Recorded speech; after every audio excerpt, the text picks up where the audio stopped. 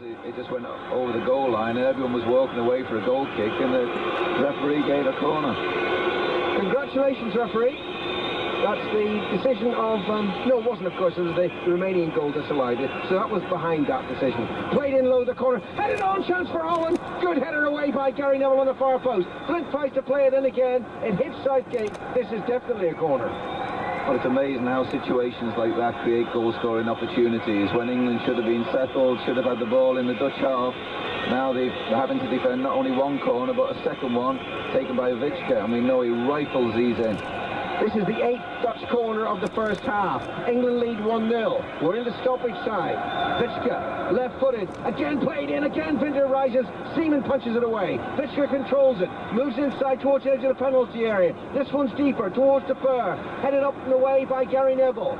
Then Gascoigne feeds Sheringham, and Sheringham hits it up over the halfway line. And guess who's chasing after it? McManaman. Van der Sar spots the danger, comes out, and this hits the clearance. Gascoigne keeps it in play. Van der Sar's out of his penalty area, and Gascoigne still goes. And then as he challenges Vicka, he in fact plays the ball back to the Dutch goalkeeper. It's thrown out by Van der Sar, and Vinter takes it up. Forward to Hoekstra. Up over the penalty area. It's the England fans who want the half-time whistle. England lead Holland by a goal to 0. Scotland won up against Switzerland at Villa Park. Seedorf comes forward now. Holland says they can get something. Plays a 1-2 with the referee. Seedorf shoots and it streams over the crossbar. Well, that was incredible. That the goalkeeper there, he looked so comfortable letting the ball go over the bar. But from our angle, it looks as if he was just going to dip in. Seedorf played a 1-2 with the referee. But the shot came in great pace, and as the half-time whistle goes, I think England will be well satisfied being 1-0 up. The referee breathed a huge sigh of relief there, because there might have been a slight case of embarrassment as Seedorf had scored from that position. 2 instances, Al, as well, from the corner, the ridiculous corner he gave, and then Seedorf tried to pass it out wide. The referee got in the way, and it fell right into his path to turn and have a shot. And the shot rifled over the bar, whistled over. So for England, clearly good news and bad news from that half. The bad news, Ince being out of the quarter-final. Yeah, but I think we just concentrate on the next 45 minutes. I think the indications have been in the 2 games we've seen previously that once England get in front, they tend to just rest on the laurels. I think Terry Venables reminding them of that to make sure we get this 1-0 win, that we stay here on Saturday as champions of our group. And overall, were you content with the performance, the first half performance? Pleasantly surprised. I must admit, the first 10 minutes I thought the Dutch were on a rhythm. They were going to pass the ball all around us. But I think after getting hold of that first 10-minute period, England have played some terrific football. They broke really well and they've looked dangerous on the break. And we just had an answer to that competition, and Danny Bear has won first prize 2 nights with me. John, half-time 1-0. What was the competition? It was just now 2 nights with me. I know, yeah. Who was the centre-half in that match? Yeah, who was it? Steve Foster. Steve Foster. Well, there we are. Right, if you weren't listening earlier, well... now let's head off to Roddy at Villa Park. How would you describe your mental state at the moment?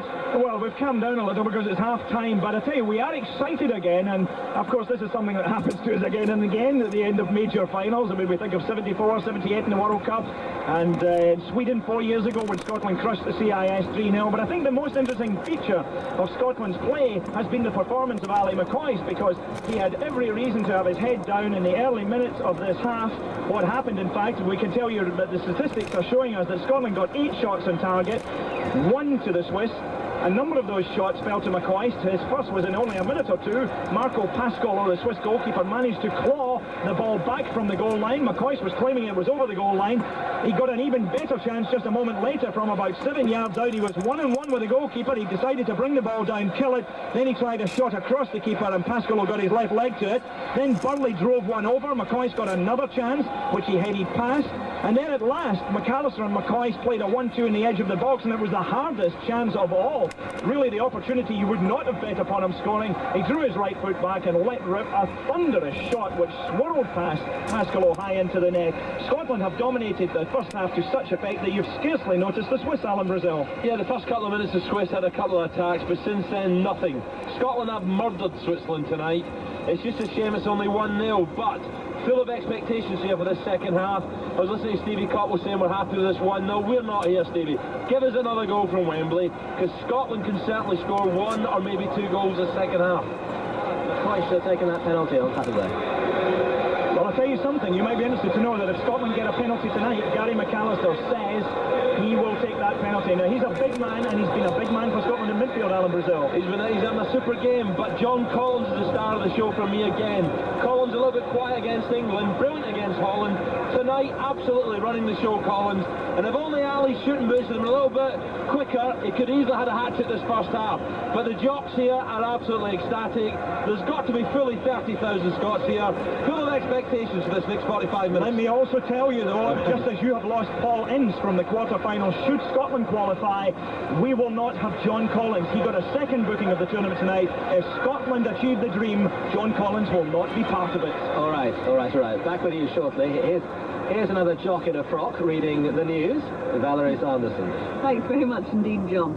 Security is being stepped up across Northern Ireland tonight amid fears of a return to terrorist violence in the province. Barriers across many roads into town centres have been closed. An elderly man has been led to safety from his flat at the Arndale Centre in Manchester, 3 days after the bomb attack which devastated the area. Nobody knew he was still inside until he phoned his landlord this afternoon. Coast Guards have rescued 3 children who were swept out to sea near Cookubry in Dumfries and Galloway. The 2 boys and a girl, aged between 10 and 14, managed to scramble ashore on an island. The Heritage Secretary, Virginia Bottomley, has confirmed that Greenwich in South London will be the site of the Millennium Exhibition. There had been uncertainty over the project because of doubts about funding. And European commissioners are meeting in Strasbourg this evening to consider ways of ending the beef crisis. The Agriculture Minister, Douglas Hogg, says the Commission are seeking the slaughter of an extra 67,000 cattle. Morning, Mr. Inverdale. Is it the usual? No, actually, I'm looking for something shorter because I've got a long, hot summer coming up. Oh, you must be off somewhere nice then. Well, I've got a few places in mind. Welcome to Wembley and Euro 96. This is 5 Live, and for the next 2 weeks, we're here at Wimbledon. Good evening from me, John Inverdale, in the heat of the Olympic Stadium, Atlanta, for the 1996 Games. Elsa, it's not too short, is it? Short. More than 8 weeks of almost solid sport. What do you call that short? John Inverdale, 5 Live's man at all the big sporting events of the summer. And I actually did get my hair cut today, so there. Well, here's the Steve McManaman lookalike of the sports room, Matt Smith, with what else has been happening. Group B of Euro 96 has been resolved. France and Spain go on to the quarter-finals. Bulgaria and Romania head for home. The Spanish squeezed through in dramatic fashion, beating Romania 2-1 at Ellen Road. Watching was Peter Drury. A lunging header a yard out from Guillermo Amor with less than 7 minutes.